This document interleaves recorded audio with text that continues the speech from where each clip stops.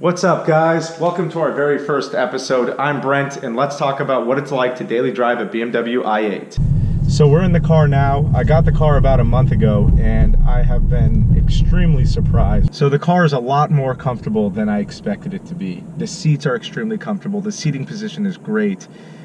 Everything about the car just sets up for a great driving experience, and the car has no reason not to be capable of a long road trip. So as you can see behind me, and you may notice that I live in a very big city. So with that, I live in a tall condo building and I'm not able to charge the car. This was a big deal when I was going to choose a new car because electric cars typically have to be charged via a wall outlet when you're not driving the car. Well, that wasn't the case for me. With the BMW i8, you're able to charge the car while you drive. So when you put it in sport mode, the engine turns on and you're able to drive the car with the hybrid technology all the time. Being that I can't charge the car, it has not posed a problem. I've never plugged the car in one time since I've owned it over the past month, yet right now I have about 75% battery. The regenerative braking works very, very good. When you slow down at any speed, the batteries recharge as well, and the sport mode charges the car very, very quickly. Actually, within about 10 miles, you'll have about 75% charge from a dead battery.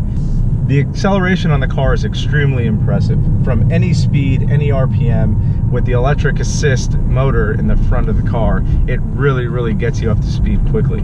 For instance, when I'm at 40 miles an hour in third gear at a very low RPM, I'm able to touch the gas and it goes. The electric motor really helps it get up and go, and I never had a problem feeling that the car was underpowered at all, even though it has a 3-cylinder turbo motor in the back. So I'm gonna put it in sport mode now, and you'll hear the engine kick on, and I'm gonna give it a little gas.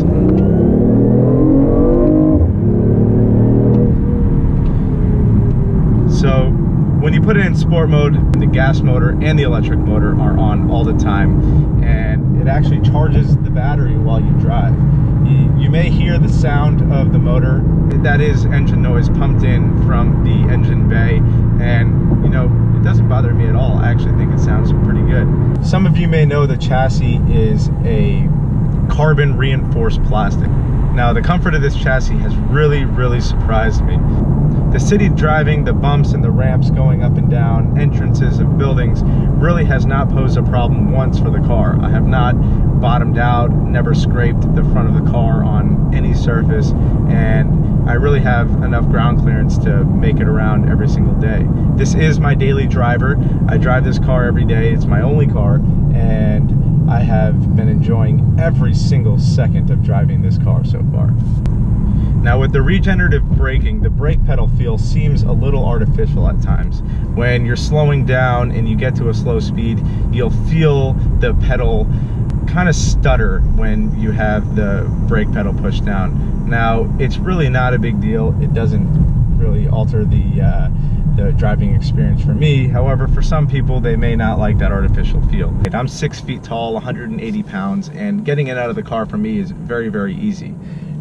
It takes a little bit of leverage from my hand or my arm on the door sill in order to get out, but it's really not a big deal at all. The suspension on this car and the way it handles is really impressive.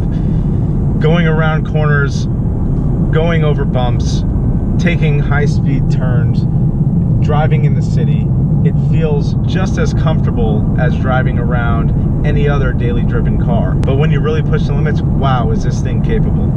I test drove the car about 4 months before I got it, and it didn't do it any justice. Living with the car every single day, driving it every single day, it has really impressed me. So while I'm sitting in traffic here in Miami, it's a good time to take a look at the interior. So first off, the interior build quality is unbelievable in this car. I came out of a BMW 5 Series prior to this, and this is just light years ahead.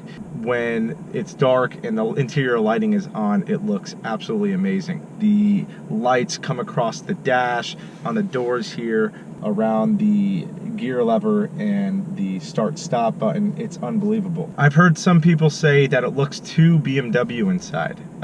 Coming out of two BMWs prior to this car, I couldn't disagree anymore. The car looks nothing like a traditional BMW. It looks very futuristic.